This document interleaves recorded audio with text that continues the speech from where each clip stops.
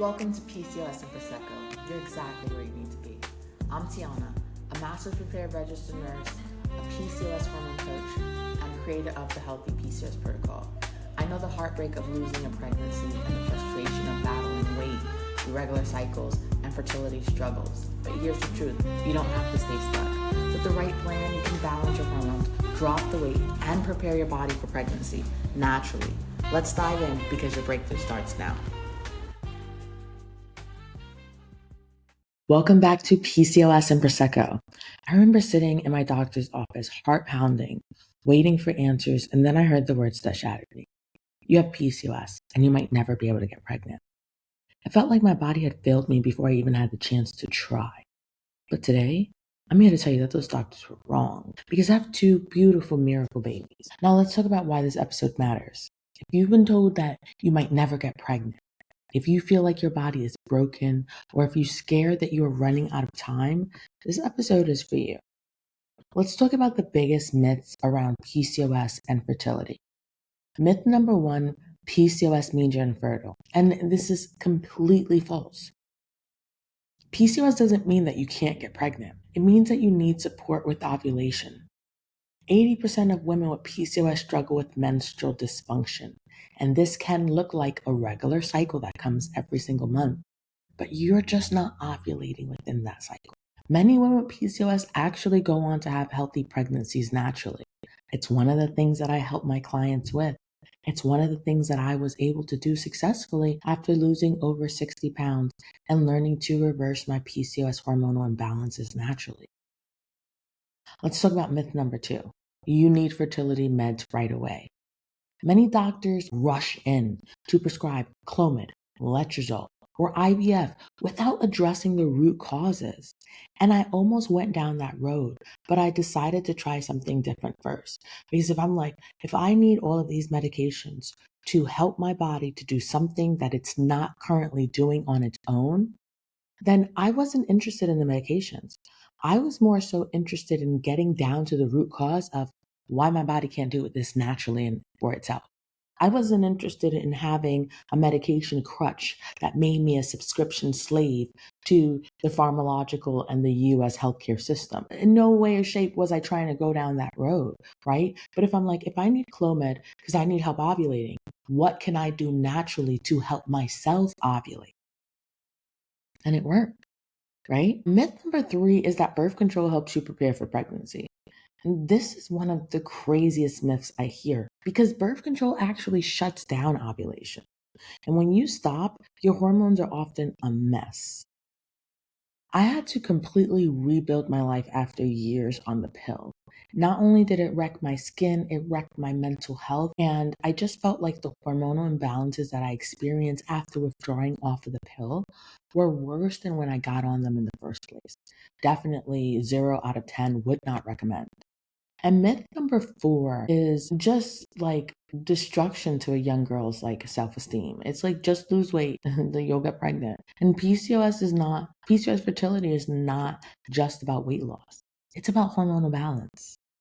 I had to heal my metabolism before my body could feel safe enough to conceive a pregnancy after my first 6-month pregnancy loss. After getting over the grief of losing my baby boy Logan at 6 months pregnant, I had to become very, very logical with myself.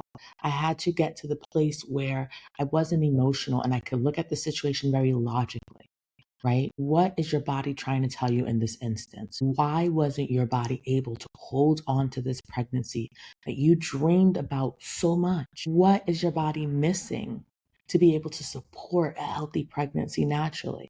And that's what I'm talking about when I'm saying that I had to heal my metabolism. I had to truly come face to face with my hormonal imbalances and restore those naturally before my body felt safe enough to give me my baby boy, Anthony, after losing my baby boy, Logan. And that in itself is one of my biggest blessings, right? Now let's talk about my fertility journey and what actually worked, because I know that a lot of you guys are curious now, all right? Now let's talk about what wasn't working first up, all right? What wasn't working was doctors just telling me to let's just try and see with no real plan. I'm like, sir, please give me a plan. Please allow me to come back in 3 to 6 months and see if this plan is not working. And if it's not working, let's reevaluate and pivot so that we can continue moving towards something that works. That never happened. All right. Birth control masking my symptoms instead of healing them. All right. And what else didn't work was feeling like I had absolutely no control over my body, the situation, and the way that my medical team approached my PCOS symptoms. But this was a shift that changed everything. All right. The first one was learning to track my ovulation properly. And I'm not just talking about using an app. I'm talking about getting down with the nitty gritty, understanding when your body is ovulating, what are the physical signs that your body is showing you that you're ovulating, right? I started balancing my blood sugars to support my egg quality and hormonal health. People think that just eating right is just about having a good body. And it's like you have all the eggs that you were ever born with.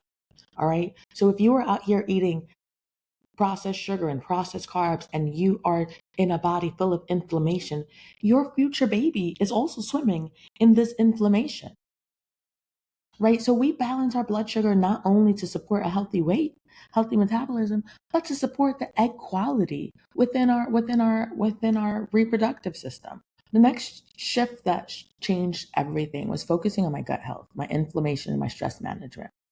Now, I'm realistic here. I'm not saying that you could quit your job. I'm not saying to go get a nanny overnight.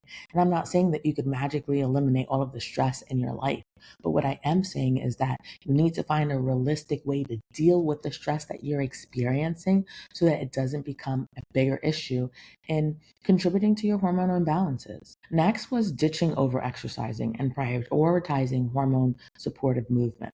All right, your girl was waking up at 5:30 a.m., hitting the gym, doing cardio, lifting weights, and then wondering why at the end of the week I did not lose any weight. Wondering why at the end of my workout sessions I was so freaking hungry that I wanted to eat a horse. And I was like, how am I going to lose weight if I'm so damn hungry after like these workouts? I'm so drained. Like I have energy for nothing else. And then to go through all of that and to still not lose any weight at the end of the week? I mean, that was almost my 13th reason. All right. And the moment after like all of this, when I got my first positive pregnancy result, I was in shock. All right. After years of thinking that I might never be a mom, there it was, those two pink lines. And that moment changed everything for me. I knew I had to help other women do the same. I knew I had to give other women this feeling, this indescribable feeling when you know beyond a reasonable doubt that God has answered a prayer, that like on the right track and you have like faith the size of a mustard seed that I will carry this pregnancy to term. And I did. So let's talk about what every woman with PCOS needs to know about fertility. Step one, you need to actually know if you're ovulating. All right. You can have a period every single month. You can have a period every 28 days and still not be ovulating. You need to be tracking your ovulation using BBT, cervical mucus, and hormonal shifts. You need to understand and know what to look for in your body to confirm that your body is doing what it's supposed to do. Next, you've got to balance your blood sugars to support that egg quality. We talked about this earlier. If your blood sugar is unstable, your hormones will be too. You need to focus on protein, fiber, and healthy sources of fat at every single meal. Number three is you got to reduce the inflammation and stress. All right, inflammation is a hidden cause of fertility struggles that no one really talks about. You need to reduce the amount of processed foods, toxins, and chronic stressors that you have in your life. Next is you need to prioritize sleep and recovery. Your body won't prioritize pregnancy if it's in survival mode. Girl, if you were sleeping 2, 3 hours a night, your cortisol level is shot. Your melatonin level is shot, right?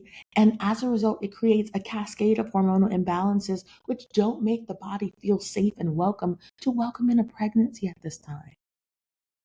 You need to start focusing on deep sleep, gentle movement.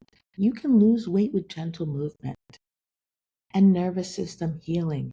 You've got to allow your nervous system to understand the difference between putting your change back away from the cashier and being chased by a bear, right? I say it all the time, like my body doesn't know the difference between being chased by a bear and having to put my change away at the cashier and other people in the line. Totally can't tell the difference. All right. And the most important of them all is that you've got to be patient and trust your body. PCOS fertility isn't always about quick fixes. It's about building a strong foundation because your body wants to work for you. It just needs the right support. If you've been told that you will never get pregnant with PCOS, I want you to know that your story isn't over. You have more power over your fertility than you've been led to believe. If I can do it, you can do it too. DM me on Instagram at LoveSurfWarm and tell me, what's your biggest fertility fear? Share this episode with a friend who needs hope. And if you're ready to take control of your fertility, your weight loss, or even fixing your cycle, join the Healthy PCOS Protocol at lovesurfwarm.com. I hope this episode deeply resonated with you. I'm happy to be back recording. It has been quite a little while. My family and I caught a case of type A influenza, and we were down for a little over 3 weeks. And even though I'm feeling better and back to recording my podcast, recovery has been brutal. I think that the flu really targeted our muscles, really broke down our muscles, and we are trying to get back to a normal routine. So here I am recording this podcast, and I just wanted to give you guys just a few little words on why I haven't been recording as regularly as I normally have. I want to thank you guys who have been loyal listeners and who have come back after my short hiatus. And I also want to let you know that podcast episodes will resume every week starting this week. So I'm glad that you're back. I'm glad to be back, and get tuned, get ready, and get in tune for another season of PCOS and Prosecco. Thanks for tuning in to PCOS and Prosecco. If you're ready to finally drop the weight, bring back your period, or prepare your body for pregnancy, help us here. You don't have to do this alone. Book a one-to-one session with me in the link in the show notes, and let's create a plan tailored to you. If today gave you hope, please subscribe, leave a review, and connect with me on socials at LoveSurfWarm. Until next time, cheers to PCOS, to Prosecco, and to the life you deserve.